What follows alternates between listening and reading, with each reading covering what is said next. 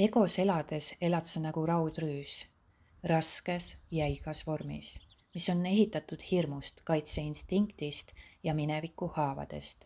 See rüü tundub esialgu turvaline, see kaitseb su haavatavust, su tundeid, su olemust, aga samal ajal see vangistab sind.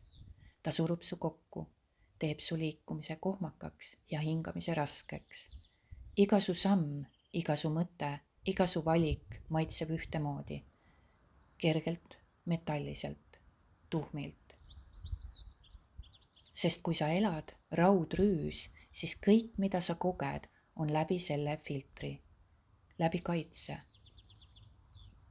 läbi eraldatuse. Ego lubab sul elada, kuid ainult piiratud territooriumil. Väljaspool seda on tundmatu ja tundmatu on ego jaoks ohtlik. Aga sügaval sisimas, kuskil selle raskuse all, tuksub ikka veel vaba süda.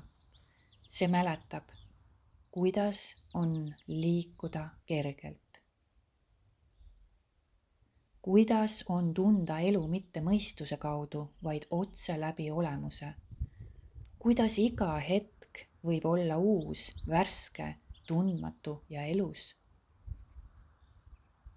Raudrüüst loobumine nõuab julgust. See tähendab enda avada, ilma kaitseta, ilma kindluseta.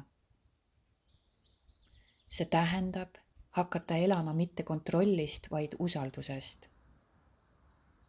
See tähendab ärgata hommikul mitte eilse valus, vaid tänases vabaduses.